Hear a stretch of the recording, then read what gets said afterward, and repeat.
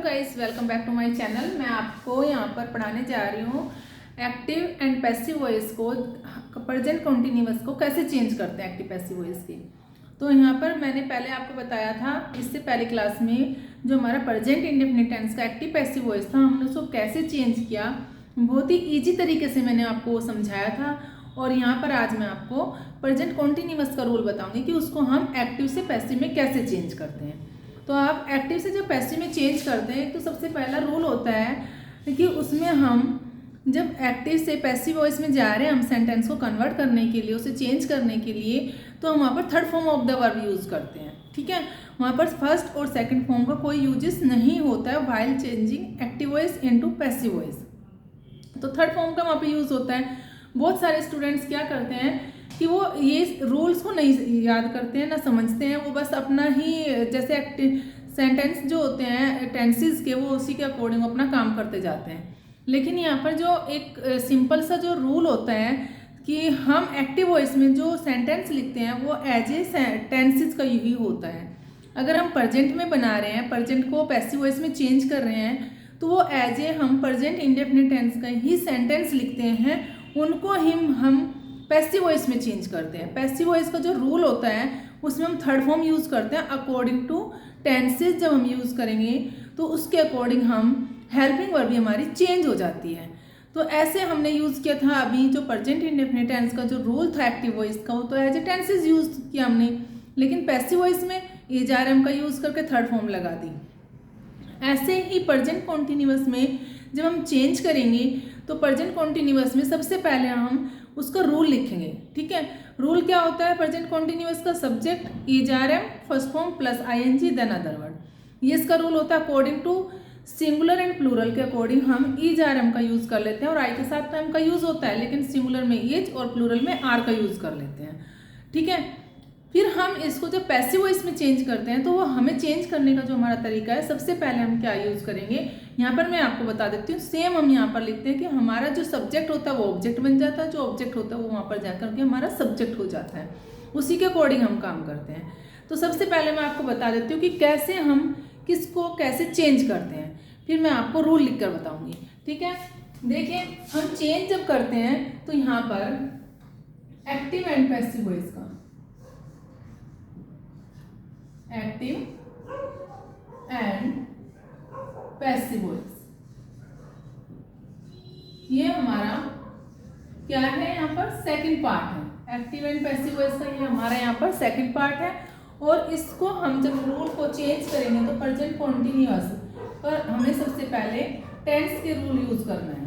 Present continuous,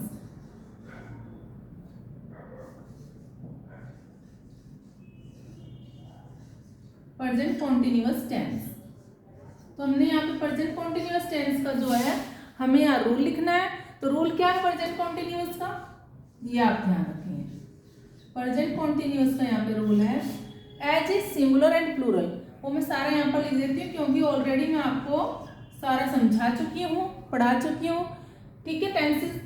तो यहाँ पर हमारा सब्जेक्ट इज आर एम, ये हमारा इसका रूल है। और after that first form plus ING then other word. ये बच्चों हमारा जो है प्रेजेंट कॉन्टिन्यूअस टेंस का रूल है।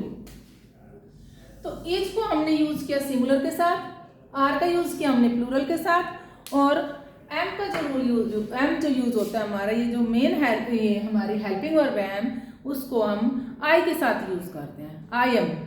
ठीक है, और ये ही शीट, ये वी यू दे, और ये आई के साथ रूल यूज हो जाता है। Already you know about it. अगर नहीं भी पता, कोई बिगनर्स हैं जिनको टेंसेस नहीं आते हैं या जिनको पता ही नहीं, वो मैं यहाँ पर आपको ये भी क्लियर कर देती हूँ। जो एक होता है सिंगुलर कहते हैं जिसे हम, उसके साथ हम इज का यूज करते हैं। मोर देन वन यानी कि एक से ज़्यादा, उसके साथ हम आर का यूज करते हैं, और आई के साथ एम का यूज करते हैं। बहुत ही सिंपल है, आप बहुत अच्छे से इसको समझ सकते हैं। पढ़ाने का जो मेरा तरीका है वो बिल्कुल एकदम ईजी है, और आपको एकदम समझ में आ जाएगा कि how can we change active voice into passive voice. Rule एकदम बिल्कुल इजी, कोई प्रॉब्लम नहीं है, आपको फर्स्ट टाइम समझ में आ जाएगा। और फिर भी अगर नहीं समझ में आता है, बाय चांस 1% समझ में नहीं आया, वैसे तो मैं आई होप आपसे उम्मीद करती हूँ कि सभी को 99% तो हर किसी को समझ में आ जाएगा। अगर 1% समझ में नहीं आया तो आप मुझे कमेंट बॉक्स पर लिखकर भेज देना। मैं आपको नेक्स्ट वीडियो में और कोशिश करूँगी कि और आपको अच्छे से समझाऊँ, आपको समझ में आ जाए, ठीक है। लेकिन फिर भी यहाँ पर मैं आपको बता देती हूँ, अब ये हमारा एज ए टेंसेज हमने यहाँ पे एक्टिव वॉइस का रूल लिखा। एक्टिव वॉइस का रूल कोई अलग नहीं होता है, एज ए टेंसेज ही हम यूज करते हैं उसको, ठीक है। एक्टिव वॉइस का जो रूल है एज ए टेंस यूज कर रहे हैं, लेकिन पैसिव वॉइस में हम कैसे चेंज करते हैं, अब यहाँ पर आपको समझना ही है, ठीक है। तो ये जो हमारा यहाँ पर अदर वर्ड लिखा हुआ है, यानी कि जो वर्ब है, वर्ब से इधर वाले जितने भी वर्ड्स हैं वो हम यहाँ पर अपना एज ए सब्जेक्ट मान लेते हैं। तो यानी कि हमारा ये वाली जो चीज़ है ये यहाँ पर आ जाएगी और ये वाली जो चीज़ है वो वहाँ पर चली जाएगी, ठीक है। ऐसे हम यूज करेंगे इसमें। अब देखते हैं यहाँ पर है कैसे करना है। ये तो था हमारा एक्टिव वॉइस का रूल, ठीक है, कोई अलग से कोई सेंटेंस नहीं बनता है, ठीक है। अब पैसिव वॉइस का यहाँ पर जो रूल है, पैसिव वॉइस, पैसिव वॉइस का रूल है, तो हम यहाँ सबसे पहले ऑब्जेक्ट ले आएंगे जो हमारा सब्जेक्ट बनेगा और इसी के अकॉर्डिंग हम हेल्पिंग वर्ब यूज करेंगे। ये जरूरी नहीं है कि यहाँ पर प्लूरल है तो हमने आर यूज किया, हो सकता है यहाँ सिंगुलर हो तो हमने भी सिंगुलर यूज किया है, तो यहाँ पर हम इज यूज करेंगे अकॉर्डिंग टू सब्जेक्ट, ठीक है। जरूरी नहीं है यहाँ पर हमने आर यूज किया या फिर इज यूज किया, यहाँ भी हम सेम करेंगे। हमें देखना ये है कि सिंगुलर है प्लूरल है, इसके अकॉर्डिंग काम करना है हमें, ठीक है। तो यह object, after that is are am और यहाँ पर यूज करेंगे बीइंग, ठीक है। और third form of the verb then subject. अब देखो आप कहोगे मैम बिल्कुल ही अलग से वो हो गया। अब ये जो सब्जेक्ट है ना हमारा, कैसे यूज करना है मैं आपको यहाँ पे बता देती हूँ। अब सबसे पहला ध्यान देंगे, इसको हम बाय करके लिखते हैं यहाँ पर, ये हमारा एज ए ऑब्जेक्ट, यानी कि मतलब मैं समझाया ये रही हूँ कि जो ये होता है ना बच्चे, उसको हम यहाँ लेकर आते हैं, लेकिन इसको चेंज कैसे करेंगे वो मैं आपको यहाँ पर बता देती हूँ। सबसे पहले देखें यहाँ पर जो ही होता है उसको, अगर यहाँ पर ही है तो उसको हम यहाँ पर बाय हिम कर देंगे। ही को किस में चेंज कर देते हैं, him. If there is she then use her, if there is I then use me, okay. If there is we use here us, and if there is they use them, okay, according to subject, इस subject के according हमें यहाँ पे change करना है, ठीक है। if there is you then you का सेम रहता है, ये जो उसका ऑब्जेक्ट है ना वो सेम रहता है। तो हमें चेंज क्या करना है, अब आपको समझ में आ गया होगा कि हम इसको जब यहाँ पर लिखते हैं, इस सब्जेक्ट मैंने यहाँ पे इसलिए लिखा है कि इस सब्जेक्ट को ही चेंज करना है, ये हमारा यहाँ पर आ जाएगा और ये वाला हमारा यहाँ पर आ जाएगा, ठीक है। Got it. अगर आप अपनी कॉपी में भी लिखना चाहते हैं तो आप अपनी कॉपी में नोट कर सकते हैं इसको, ठीक है। और ये था आपका बहुत ही ईजी और सिंपल मैथड कि हम एक्टिव एंड पैसिव वॉइस कैसे करेंगे। तो ये चीज हो गई। अब नेक्स्ट है आपकी, देखिए हम सेंटेंस बनाएंगे। यहाँ पर सेंटेंस कैसे बनाएंगे, अब ये है हमारा एग्जाम्पल एक्टिव वॉइस का, एक्टिव वॉइस। अब हम एक्टिव वॉइस को यहाँ पर लिखने जा रहे हैं, कैसे करेंगे। यहाँ पर हमें सबसे पहले तो ये वाला रूल लिखना है, यहाँ पर अकॉर्डिंग टू सिंगुलर प्लूरल हम यूज करेंगे अपनी हेल्पिंग वर्ब। तो यहाँ पर है सपोज, यहाँ पर हमने दे लिखा, दे आर डूइंग, बहुत ही सिंपल सेंटेंस है, देयर होमवर्क, बिल्कुल सिंपल एकदम, बिगिनर्स को भी समझ में आ जाएगा, सबको समझ में आ जाएगा एकदम, कोई टेंशन नहीं है समझने की, सबको इजीली फर्स्ट टाइम में समझ में आ जाएगा। They are doing their homework, ठीक है, वे अपना काम कर रहे हैं। अब इस सेंटेंस को आपको समझने की जरूरत यहाँ पर ये है कि आप उसको चेंज करेंगे तो देखते हैं समझ में आपको आया कि नहीं आया। देखिए अब ये देयर होमवर्क है यहाँ पर, ठीक है। मैंने आपको जैसे बताया था कि हमारी ये जो वर्ब है ना, मेन वर्ब, इसको छोड़ देंगे। इसको छोड़ने के बाद इधर वाला जो ये है हमारा, ये हमारा यहाँ पर सब्जेक्ट बनेगा पैसिव वॉइस में। ये हमारा यहाँ पर आकर के सब्जेक्ट बन जाएगा पैसिव वॉइस में। तो हम क्या लिखेंगे यहाँ पर, देयर होमवर्क, उनका काम। क्या है ये, देयर होमवर्क, उनका एक काम है, ठीक है। क्या काम है, होमवर्क। अब हमें ये देखना है कि देयर होमवर्क, तो हमें यहाँ यूज करना है इज, क्योंकि जो लोग हैं वे तो बहुत सारे हैं, लेकिन उनका जो काम है वो एक है। होमवर्क में तो बहुत कुछ काम हो सकता है, लेकिन यहाँ पर होमवर्क जो होता है हम एज ए सिंगुलर यूज कर रहे हैं। Their homework is being done by, अब क्या है यहाँ पर, दे को किस में चेंज करते हैं, देम में। तो ये वाला यहाँ पर बाय करके हम लिखेंगे देम, बाय देम, ठीक है। तो इस तरीके से हम इन सेंटेंस को बना लेते हैं। नेक्स्ट सेंटेंस मैं आपको बता देती हूँ एक और, ठीक है। एक और सेंटेंस यहाँ पर आपको समझाती हूँ कि कैसे उसको आप करेंगे।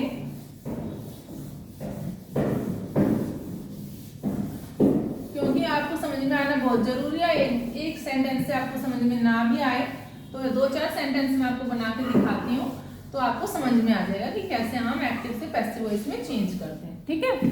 तो देखिए यहाँ पर एक्टिव वॉइस, एक्टिव वॉइस जो होता है यहाँ पर, सपोज हमने लिखा एक्टिव वॉइस में she is washing the clothes. अब मैं इस तरीके से आपको सेंटेंस लिख के समझा रही हूँ यहाँ पर कि आपको ये चीज समझ में आ जाए, कि आपको पता चल जाए यहाँ पर जब पैसिव वॉइस बनाएंगे while changing active voice into passive voice, कि जो ये हमारी मेन वर्ब है ना, इसको छोड़ देंगे, ठीक है।